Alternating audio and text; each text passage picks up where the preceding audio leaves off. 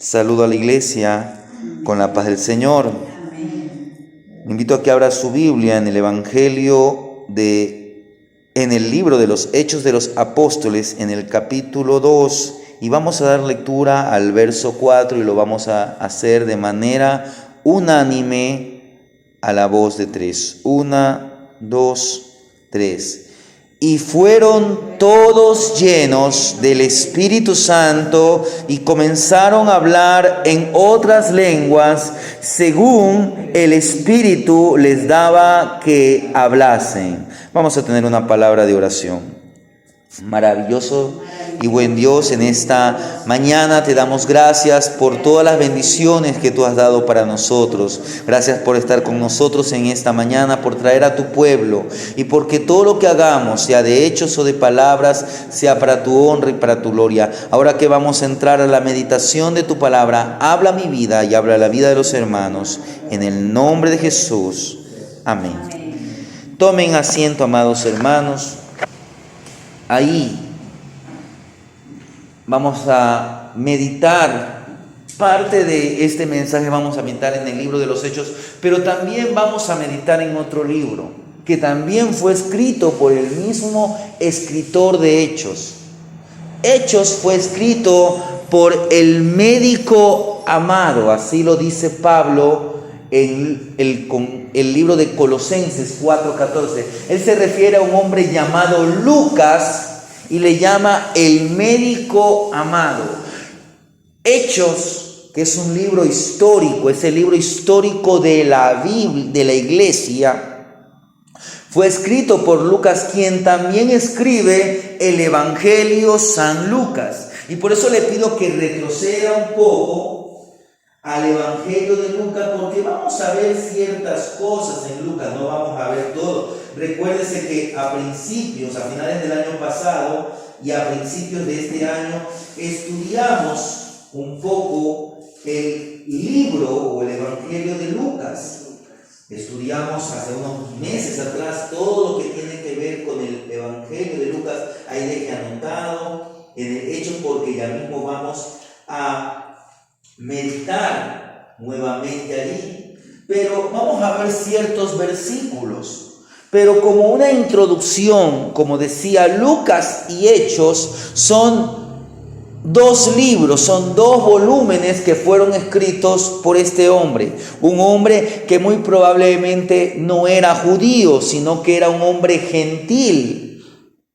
Pero este discípulo de Cristo, que fue compañero del apóstol Pablo, escribió estos informes, estos escritos, basándose en una premisa histórica. Tal vez él hizo una investigación, o tal vez él conoció a los testigos, o tal vez, y muy probablemente, mayormente en el libro de Hechos, fueron cosas que él vivió al lado del apóstol Pablo. Pero en estos libros, tanto en el libro de Lucas como en el libro de Hechos, nosotros vamos a encontrar grandes verdades históricas, doctrinales o teológicas. Es decir, usted va a encontrar enseñanza, historia y enseñanza acerca de Cristo, acerca de la iglesia, pero también acerca de la persona del Espíritu Santo, porque Hechos y Lucas registran que la unción del Espíritu que reposó sobre el Señor Jesucristo también fue dada a la iglesia. Usted manténgase allí en Lucas, porque ya mismo vamos a empezar nuestro mensaje en Lucas. Pero yo, volviendo al libro de los Hechos, quiero leerle el verso 33 del capítulo 2. Dice así: así que, exaltado por la diestra de Dios, Lucas está hablando de Jesucristo, así que exaltado por la diestra de Dios, y habiendo recibido del Padre la promesa del Espíritu Santo, ha derramado esto que vosotros veis. El libro de Hechos se centra en la persona del Espíritu Santo, pero también el libro de Lucas nos habla acerca del Espíritu Santo. Nos habla sobre de Jesús, porque es un evangelio, es decir, la historia de Jesús. pero también habla acerca. Pero el libro de Hechos nos presenta el derramamiento del Espíritu Santo en un día llamado el día de Pentecostés. Ese día, desde el Pentecostés, el derramamiento del Espíritu Santo sigue siendo un modelo para la iglesia de Cristo. Por lo tanto, hay un modelo pentecostal a la luz de la Escritura. Tal vez usted, no sé si haya o escuchado este término pentecostal, pues hoy vamos a aclarar algunas cosas. Nosotros como Asamblea de Dios Ecuatoriana somos una iglesia de índole, de carácter pentecostal.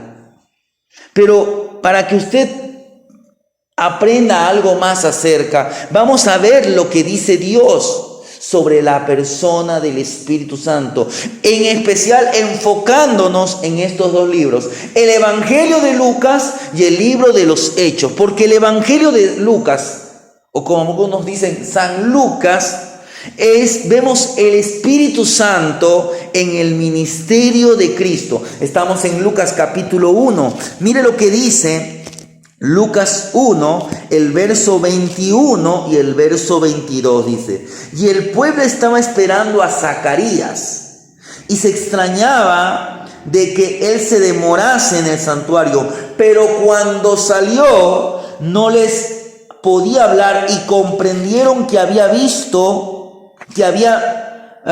visión en el santuario. Él les hablaba por señas y permaneció mudo. Mire, en este libro de Lucas, además de que nos presenta la vida, desde el nacimiento, la vida, la muerte, la resurrección y aún hasta algo de la ascensión de Cristo, nos presenta al Espíritu Santo, pero en el ministerio de Cristo. Y quiero que veamos en primer lugar el Espíritu Santo en el Evangelio, porque Lucas registra los hechos acerca de la vida de Jesús, de Cristo. Cuando usted empieza Lucas, ahí estamos en Lucas 1, dice el verso 1, puesto que ya muchos han tratado de poner en orden la historia de las cosas que entre nosotras han sido ciertísimas, tal como nos los enseñaron, lo que desde el principio lo vieron con sus ojos y fueron ministros de la palabra, me ha parecido también a mí, después de haber investigado con diligencia todas las cosas desde su origen, escribírtelas por orden, oh excelentísimo Teófilo. Mire, ¿qué es lo que hizo Lucas? Como ya estudiamos el año pasado, él investigó, él buscó encontrar información fidedigna. ¿Pero para qué? Para transcribírselas a un tal Teófilo. Pero no solamente para Teófilo, sino para los demás lectores que han tenido el privilegio, como usted y yo, de leer el Evangelio de Lucas.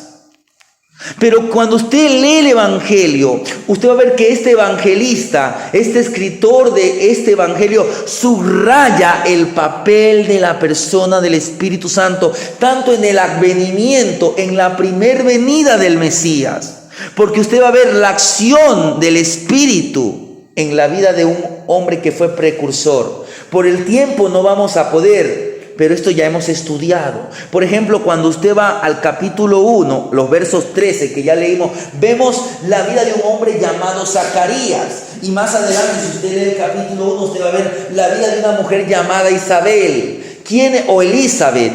¿Quiénes fueron Isabel o Elizabeth y Zacarías?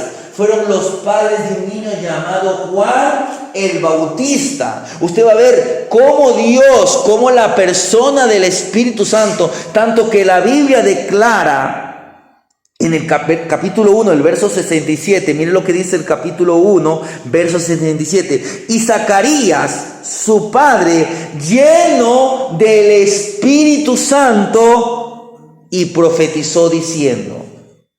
Mire, Zacarías, este sacerdote, él no podía tener hijos. Su mujer era estéril y dice que la Biblia que Zacarías y Elizabeth eran de edad avanzada. Pero ellos parece que oraban, pedían a Dios un hijo. Un día Dios envía un ángel y el ángel le da a entender que van a ser padres.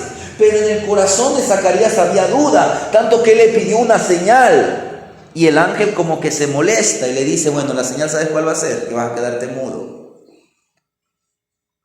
Y por todo el tiempo de la gestación del bebé, este sacerdote quedó mudo. Pero cuando nació, cuando le iban a poner el nombre, le dicen, ¿y cómo se va a llamar el niño? La madre dice, se va a llamar Juan. Le dicen, pero si nadie en tu familia se llama Juan. Entonces le dicen a Zacarías, ¿cómo se va a llamar? Él pidió una tabla para escribir porque no podía hablar. Y cuando él muestra el nombre del niño que se va a llamar Juan, dice que la lengua se le soltó, es decir, que le volvió el habla. Y el Espíritu Santo lo lleva a profetizar. Este hombre estaba lleno del Espíritu Santo. Elizabeth también fue llena del Espíritu Santo. Usted lo va a leer si se da la tarea de leer hoy Lucas capítulo 1. Pero no solamente Lucas, no solamente Elizabeth y Zacarías, sino que si usted va al verso 80 del capítulo 1, dice, y el niño se crecía. Está hablando de Juan el Bautista cuando era niño. Y el niño crecía y se fortalecía en él en espíritu. Dios comenzó a utilizar la vida de este niño y luego de este varón, porque llegó a ser un precursor de Cristo. Él es el que dijo, la gente le preguntaba, ¿y tú quién eres? ¿Eres el Cristo? Él dijo, yo no soy ni Cristo, yo no soy ni el profeta, yo no soy ni tal. Yo soy una voz que clama en el desierto, enderezad el camino, preparando estoy el camino porque viene el Mesías. Pero Lucas no solamente nos presenta esto, también nos presenta cosas que usted conoce. Nos presenta que en la concepción virginal de María estuvo allí el Espíritu Santo. Mire lo que dice capítulo 1, verso 35 de Lucas. Dice, respondiendo el ángel le dijo, el Espíritu Santo vendrá sobre ti y el poder del Altísimo te cubrirá con su sombra, por lo cual el santo ser que nacerá será llamado Hijo de Dios. Estuvo también en la vida de un hombre llamado Simeón, que cuando al niño Jesús lo van a presentar, él dijo, este va a ser un gran hombre, va a ser un instrumento de Dios, hablando diciendo que él iba a ser el Mesías. Pero quiero decirle que el Evangelio de Lucas resalta el poder de Cristo para bautizar con el Espíritu Santo. Vaya al capítulo 3 de Lucas, el verso 16. Capítulo 3, verso 16 dice, respondió Juan diciendo a todos, yo a la verdad os bautizo en agua, pero viene uno más poderoso que yo, a quien no soy digno de desatar la correa. Él os bautizará en Espíritu Santo. En Espíritu Santo, pero también dice fuego. Y a veces se ha malentendido en el medio pentecostal que fuego está hablando también de la persona del Espíritu Santo. Quiero decirle que cuando allí Juan el Bautista dice, él lo bautizará en Espíritu Santo y fuego. Pero es decir que si no cogen al Espíritu Santo, van a recibir fuego, porque los versículos anteriores están diciendo de que vendría juicio. El Espíritu Santo actúa como fuego, sí, un fuego que purifica, pero no que consume. Consume lo malo, pero que purifica para vida eterna.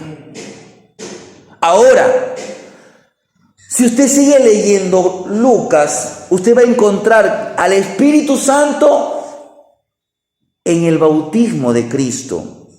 Mire, cuando Lucas describe el bautismo de Jesús en el Jordán, él nos informa que mientras el Señor oraba, los cielos se abrieron. Ahí mismo en el capítulo 3, verso 21, dice, aconteció que cuando todo el pueblo se bautizaba, también Jesús fue bautizado. Llorando, el cielo se abrió. Mire. Y luego dice que el Espíritu Santo descendió, el verso 22, sobre él en forma de paloma. Y luego nos dice que hubo una voz del cielo que decía: tú eres mi hijo amado, en ti tengo complacencia. Mire, el evento del descenso del Espíritu, la voz que lo identificó como el Hijo de Dios. ¿Qué tenían? Tenían como el objetivo de marcar el inicio, el comienzo del ministerio público aquí en la tierra de Jesús. Por eso cuando usted va al capítulo 4, el verso 1, mire lo que dice: Jesús lleno del Espíritu Santo.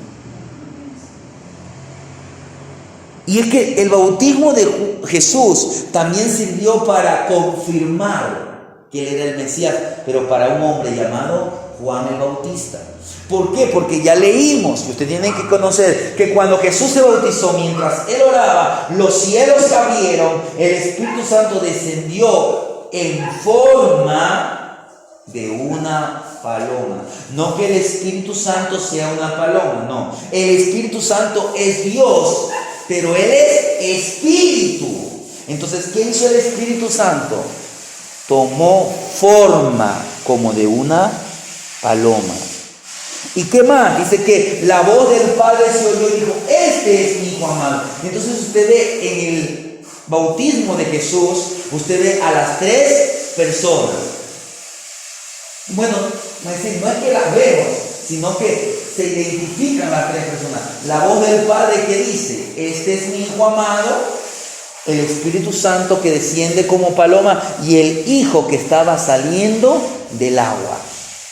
Pero siguiendo, todo esto confirmó para Juan que esto era el Mesías.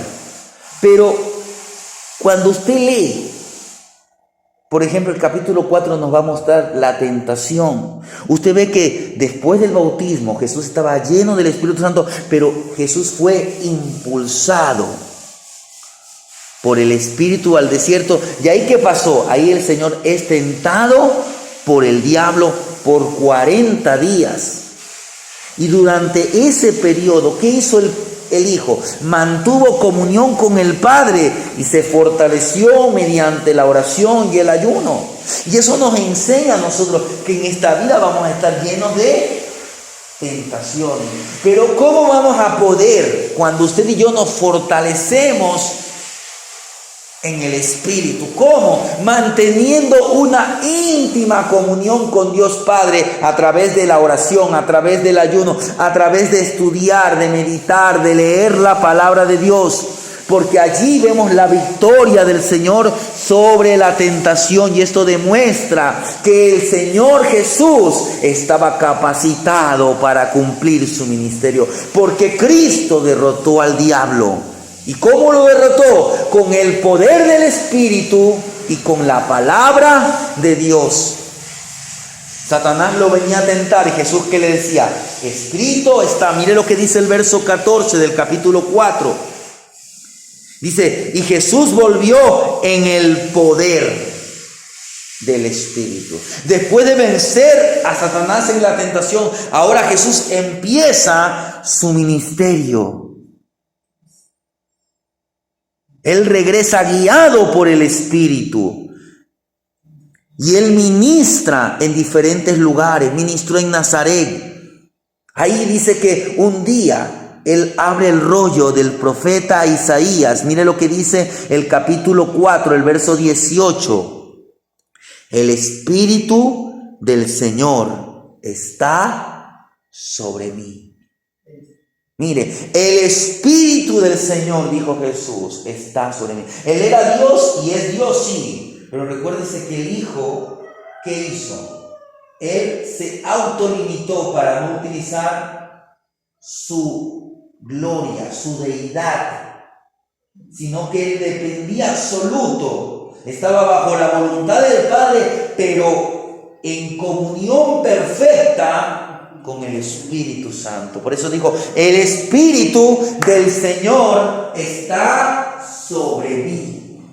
Y dice: por cuanto me ha ungido. Y usted, si en casa lee, aunque ya hemos estudiado todo este libro de Lucas, usted va a ver que ahí dice, me ha ungido para esto, para dar libertad, para sacar a los esclavos, para predicar el año agradable del Señor. El Señor afirma que ahí se estaba cumpliendo esa escritura, porque lo que decía el Señor era lo que había escrito el profeta Isaías siglos atrás, 7 siglos atrás, había escrito que vendría el Mesías. Mire lo que dice el verso 21 del capítulo 4. Y comenzó a decirles, hoy se ha cumplido esta escritura delante de vosotros. El Señor declaró que la unción del Espíritu calificaba su ministerio. ¿Para qué? Para evangelizar, para sanar, para liberar, para restaurar a los pecadores.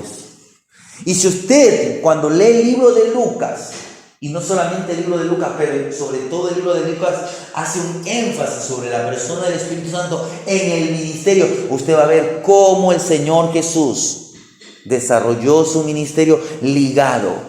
Pero el Señor Jesús ascendió. ¿Y qué les dijo? Esperen la promesa. Por eso es que ahora vayamos a el libro de los Hechos, porque ahí es como que usted encuentra la continuación de lo que veníamos estudiando, de lo que veníamos viniendo leyendo en el libro de Lucas. Hechos es como la continuación de lo que nos cuenta el primer libro. Dice que el Señor les dice, mire lo que dice el capítulo 1 de Lucas, de Hechos, que diga, Hechos capítulo 1, el verso 1 en adelante. En el primer tratado, es decir, en el primer libro, nuevamente le escribe a Teófilo, hablé acerca de todas las cosas que Jesús comenzó a hacer y a enseñar, hasta el día en que fue recibido arriba, es decir, hasta el día en que ascendió a los cielos. Y después de haber dado mandamientos por el Espíritu Santo. Mire, recuérdese, toda la vida, todo el ministerio de Jesús fue bajo la dirección del Espíritu Santo. Dice, y después de haber dado mandamiento por el Espíritu a los apóstoles que había escogido, a quienes después de haber padecido, se presentó vivo con muchas pruebas indubitables, apareciéndole durante 40 días y hablándole acerca del reino de Dios, y estando juntos les mandó que no fueran a Jerusalén, sino que esperasen la promesa del Padre. ¿Cuál era la promesa del Padre? Que vendría un derramamiento del Espíritu Santo, pero de una manera como antes no había sucedido, porque el Espíritu Santo siempre ha actuado, pero estamos hoy, desde el día de Pentecostés, que ya mismo lo vamos a brevemente estudiar, pero desde el día de Pentecostés hasta la actualidad estamos en la era, en la dispensación también del Espíritu Santo. Este tiempo, desde la muerte de Cristo en adelante, se llama la gracia. Pero en la dispensación de la gracia abarca ¿qué? El tiempo de la iglesia.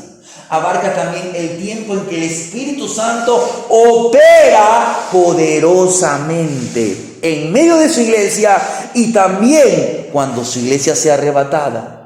Porque cuando la iglesia sea arrebatada, el Espíritu quedará aquí. ¿Para qué? Para seguir convenciendo de pecado, de justicia y de juicio. Porque es el Espíritu Santo el que nos guía a toda la verdad. Cuando la iglesia sea arrebatada, que en cualquier momento puede suceder con las cosas que estamos viendo en nuestro país y alrededor del mundo, y con lo que está pasando en Israel, la iglesia es arrebatada, pero el Espíritu queda. ¿Por qué? Porque mucha gente va a ser salva. Porque Dios va a levantar a 144,000 hebreos, judíos, que van a predicar llenos del Espíritu Santo la palabra de Dios. Y se va a desatar el último gran avivamiento de la historia.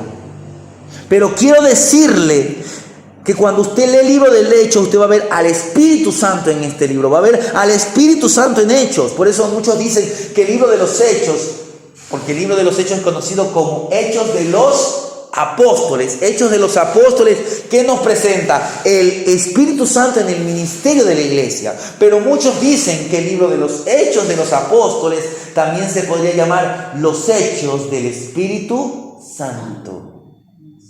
Porque cuando usted concluye Lucas señala que Jesús ordenó a sus discípulos que esperaran el poder de lo alto. Yo le voy a leer Lucas. Voy a ir nuevamente a Lucas, pero usted manténgase ahí en Hechos. El capítulo 24, el verso 49 dice aquí: He aquí, yo enviaré la promesa del Padre sobre vosotros, pero quedaos vosotros en la ciudad de Jerusalén hasta que seáis investidos del poder desde lo alto. Mire. Y Jesús fue elevado al cielo.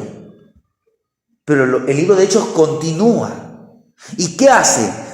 Lucas, el autor de Lucas y Hechos, ¿qué hace? Ratifica que el derramamiento del Espíritu Santo fue la capacitación necesaria para la evangelización del pueblo. Porque mire lo que nos dice en el capítulo 1 de Hechos, el verso 8. Mire, 1:8 de Hechos. Jesús dice estas palabras: pero recibiréis poder cuando haya venido sobre vosotros el Espíritu Santo. 1:8 de Hechos. 1:8. Pero recibiréis poder cuando haya venido sobre vosotros el Espíritu Santo y me seréis testigos en Jerusalén, en toda Judea, en Samaria y hasta lo último de la tierra. ¿Qué es lo que está haciendo Lucas? Nos está transmitiendo ese mensaje. Pero si usted avanza, Lucas nos informa que 120 personas regresan a Jerusalén y en oración esperaron ser investidos. Mire lo que dice el verso 12 del capítulo 1. Entonces volvieron a Jerusalén desde el monte que se llamaba del Olivar, el cual está cerca de Jerusalén, camino de un día de reposo. Y entrados, subieron al aposento alto donde moraban. Mire quiénes estaban allí. No nos va a presentar toda la lista de las personas, pero nos presenta los más conocidos, podríamos decir. Dice que estaba ahí Pedro, estaba Jacobo, estaba Juan, estaba Andrés, estaba Felipe, estaba Tomás, estaba Bartolomé, estaba Mateo, estaba Jacobo, hijo de Alfeo, Simón el celote y Judas, hermano de Jacobo. Estos eran los apóstoles, los 11. De los 12 que habían sido escogidos estaban 11, porque Judas, recuérdese que traicionó a Jesús y además se quitó la vida. Pero además estaban, dice, todos estos perseveraban unánimes en oración y ruego con las mujeres. Había también un grupo de mujeres. Recuérdese que en el ministerio de Jesús había mujeres que le servían a Jesús con sus bienes, aunque sea dándole hospedaje. Pero además de esto dice que estaba allí, y con María, la madre de Jesús, estaba allí María. No para ser adorada, sino estaba ¿qué? Obedeciendo lo que Jesús había dicho. Vayan a Jerusalén y esperen la promesa. Y también estaban ¿quiénes? Y con sus hermanos. ¿Quiénes? Los hermanos, los medio hermanos de Jesús. Los hermanos por parte de madre. Ahí estaba Jacobo, quien luego llega a ser pastor de la iglesia de Jerusalén. Está Judas. Pero no Judas el Iscariote. Judas era un nombre muy común. No como ahora que si uno se llama Judas es probable que lo apedreen. No, Judas era un nombre muy común entre los judíos. Judas fue el escritor del libro que está antes de Apocalipsis. Una pequeña carta de tan solo un capítulo. Pero volviendo, mire, ¿qué nos registra? Lucas registra a través del libro de Hechos la acción en la inauguración del Espíritu Santo. La inauguración de la iglesia por la obra del Espíritu Santo. Mire lo que nos dice el verso, capítulo 2. Vea el verso 38. 2:38. Aquí Pedro está diciendo, ya mismo vamos a ver esto, pero quiero que lea lo que dice el verso 38, pero les dijo, arrepentíos, bautícese cada uno de vosotros en el nombre de Jesucristo para perdón de los pecados y recibiréis el don del Espíritu Santo. Porque quiero que brevemente meditemos este capítulo 2, porque en el capítulo 2 ¿qué encontramos? La promesa cumplida en Pentecostés. Para que aclaremos el término Pentecostés y pentecostal. La palabra Pentecostés, que ya hemos estudiado aquí, la palabra Pentecostés es una palabra que viene del griego. La palabra Pentecostés, pente, habla de 5 o múltiplos de 5. En otras palabras, la palabra Pentecostés habla de 50 días después de la Pascua. Después de que los judíos celebraban la Pascua, que es una fiesta sumamente importante porque ellos recuerdan la liberación de Egipto, ¿qué pasaban? Pasaban 50 días y ahí se celebraba otra fiesta, que era la fiesta de Pentecostés, la fiesta de las primicias,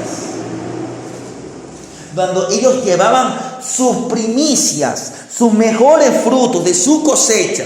Mire, los judíos, ellos tenían diferentes clases de diezmos en el año.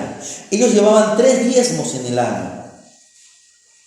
Ahora, en aquellos tiempos, había personas que llevaban el diezmo como en dinero, pero mayormente ellos sacaban de sus productos. Es decir, si ellos tenían, si ellos tenían una cosecha de 100 quintales de trigo, sacaban 10 quintales, ese era el diezmo. Pero antes del diezmo venía una especie de ofrenda especial. Esta ofrenda se llamaban las primicias. Ellos, cuando recién estaban saliendo la primera cosecha, ellos sacaban la primera cosecha y de la primera cosecha sacaban lo mejor. Y eso lo llevaban al templo en aquellos días, en el tiempo de que se escribió el libro de los Hechos. ¿Por qué? Porque los sacerdotes, ellos servían, los sacerdotes y los levitas, ellos se dedicaban solamente a las cosas del templo. Ellos no se dedicaban a trabajo material. Entonces, ese producto era ¿para qué? Para que haya alimento en la casa de Dios. Es decir, para que los sacerdotes tengan para su subsistencia. Hoy no estamos en el tiempo de la ley. Yo, por ejemplo, poco hablo acerca de las primicias. Cuando me toca hablar de primicias, como en el caso de ahorita, hablo acerca. La primicia es una ofrenda voluntaria, como también lo es toda ofrenda. El diezmo se puede decir que es una responsabilidad. Es como, voy a poner un ejemplo, es responsabilidad de que los padres cuiden de sus hijos. Es responsabilidad de que los padres eduquen a sus hijos. Ahora va a depender del padre si obedece o no obedece su responsabilidad. Es decir, si cumple o no cumple. Si el padre cumple, con el tiempo él va a ver los frutos de ¿qué? De haber cumplido con su responsabilidad. Pero si el padre no cumple, también va a haber el fruto de no haber cumplido. ¿Por qué? Porque va a tener hijos desobedientes. Asimismo, es todo en lo referente a lo económico, pero no solamente a lo económico, sino a los diferentes aspectos de su vida. Si usted, por ejemplo, le da su primer tiempo a Dios, usted sabe a qué hora empieza su día. Digamos, si usted dice, mi día empieza a las 5 de la mañana, yo me levanto a las 5 de la mañana para alistarme, asearme y luego, preparar el desayuno o ponerme a lavar o, ver a los animales, lo que sea primero. Pero si usted dice, voy a levantarme media hora antes y en esa media hora, 10 minutos oro, me pongo en oración, 10 minutos los empleo para leer la Biblia y 10 minutos para cantar un par de alabanzas. Hace usted, como se dice, un pequeño devocional. ¿Usted qué le está entregando? Su primicia de ese día a Dios. Y si usted, tocando ahora el punto del diezmo, pero en el caso del tiempo, el día tiene 24 horas. Si usted le da al Señor 2 horas, con unos 20 minutos, que es aproximadamente la 10ª parte del día, ya le dio por la mañana media hora. Voy a poner ejemplo, por la tarde, antes del almuerzo, le da otra media hora. Golpe de la noche, vamos a poner, golpe de las 6 de la tarde cuando usted ya se desocupa, otra media hora. Y antes de dormir, mire, ya le dio 1 hora y media. Y antes de dormir, dice, voy a orar, voy a leer la Biblia, voy a cantar unas alabanzas. Si lo puedo hacer en familia, mucho mejor. Si es día de culto, me esfuerzo en ir al culto. Usted abarca en ese día su hora con 20 y pico de minutos. Ya le dio el diezmo de su tiempo a Dios. Pues en el día de Pentecostés, ¿qué iban a hacer los judíos? Iban a entregar su diezmo. Iban a entregar no solamente su diezmo, sino iban a entregar sobre todo la primicia. Pero en el día de Pentecostés, ¿qué pasó? Capítulo 2. Cuando llegó el día de Pentecostés, estaban todos unánimes juntos. Capítulo 2, verso 1, lea conmigo. Y de repente, dice el verso 2, vino del cielo un estruendo como un viento recio que soplaba, el cual llenó toda la casa donde estaban sentados, y se les apareció lenguas repartidas, lenguas del Espíritu Santo, mire, lenguas repartidas como de fuego, asentándose sobre cada uno de ellos, y fueron llenos del Espíritu Santo y comenzaron a hablar en otras lenguas según el Espíritu Santo les daba que hablasen. Miren, el bautismo en el Espíritu Santo se remonta ¿a dónde? A una promesa. Muchos años atrás, un profeta llamado Joel dijo, en los postreros días, es decir, en los tiempos finales se cuentan desde el día de Pentecostés hasta hoy. Hoy estamos viviendo los tiempos finales. ¿Por qué? Porque se acerca la segunda venida de Cristo. Dice el Señor que Él derramaría de su Espíritu sobre toda carne. Cuando dice sobre toda carne, es decir, ya no solamente sobre los judíos, sino sobre todas las naciones, sobre todas las lenguas. ¿Por qué? Porque empezaría la palabra de Dios a difundirse. Y Cristo lo ratificó, porque recuérdese que Él dijo, esperen la promesa del Padre. El cumplimiento tuvo lugar ¿cuándo? En el día de Pentecostés. Y por eso del término Pentecostés nace el término pentecostal. ¿Por qué? Porque nosotros como iglesia tenemos que vivir una vida llenos del Espíritu Santo para que la obra del Dios aquí en la tierra se haga realidad. Los discípulos, los 120, fueron llenos del Espíritu Santo. Hablaron en otras lenguas. Hubo señales sobrenaturales que marcaron el advenimiento. Dice que se oyó un sonido, un estruendo del cielo. Y además dice que hubo como lenguas, es decir, como una llama. La gente veía como una llama de fuego sobre esas 120 personas. Dice que comenzaron a hablar en otras lenguas, comenzaron a hablar en otros idiomas. Es como que si de repente usted que no sabe hablar inglés, usted que no sabe hablar francés, es como que si usted que no sabe hablar latín comienza a hablar en otras lenguas. Pero Pablo también enseña que además de lenguas humanas hay lenguas angelicales. No quiero entrar en profundizar eso. No sé si los ángeles en qué idioma hablarán. No sé si ellos hablarán mentalmente. No sé cuál será el idioma de los ángeles. La Biblia no. Lo único que les quiero decir es que Pablo enseña que hay lenguas humanas y hay lenguas angelicales. Más de eso no se nos dice. Pero lo que le quiero decir es que en ese día los discípulos, los judíos que estaban ahí, esos 120, llenos del Espíritu Santo, comenzaron. Y desde ese día en adelante los discípulos comenzaron a predicar. Porque para eso vino el Espíritu Santo. No para que las personas sean sanas. Sí, son sanas por el poder del Espíritu Santo. Pero sobre todo el Espíritu Santo vino ¿para qué? Para que la iglesia pueda cumplir eficazmente la tarea que Jesús les encomendó. Ir por todo el mundo y predicar el evangelio a toda criatura. El que creyere y fuere bautizado será salvo.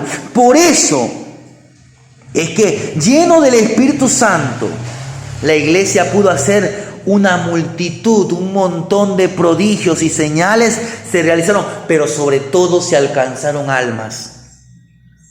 Porque para eso vino el Espíritu Santo, para que la iglesia crezca, para que la iglesia primitiva se expanda.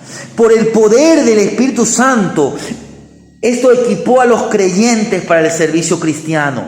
Cuando Pedro, ya leímos que Pedro le dice, arrepentíos cada uno de vosotros y bautícese y recibiréis el don del Espíritu Santo. La promesa. ¿Qué pasó ese día? Dice que 3,000 corazones de israelitas, tanto de aquellos que habían dicho días atrás, crucifícale, como mucha gente que había venido por la fiesta, porque era un día especial en Jerusalén. Venía gente de las diferentes regiones de Israel, pero venían también israelitas de otras naciones. Es como a veces en la temporada de julio, agosto, septiembre, usted verá, si usted tiene familia en el extranjero o usted tiene conocidos, que a veces en esa temporada viene gente. ¿Por qué? Porque esa es temporada de vacaciones en Estados Unidos. Entonces la gente viene, o a veces viene en la festividad de Navidad, de Año Nuevo, aprovechan esos días de fiesta. Asimismo, en el día de Pentecostés había muchísima gente. Quiero terminar con esto, porque no vamos a poder terminar todo el mensaje.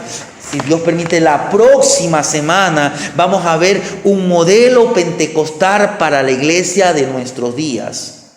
Pero quiero decirle que ese día 3,000 almas se salvaron. Días después, 5,000 almas se salvaron, porque Dios,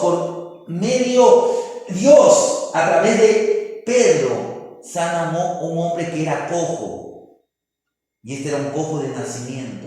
Y luego también predicó Pedro y 5,000 almas. Y la iglesia creció. Por eso es que tanto el libro de Lucas como de Hechos, ¿qué hacen? Estos informes demuestran la acción del Espíritu en la expansión del reino de Dios.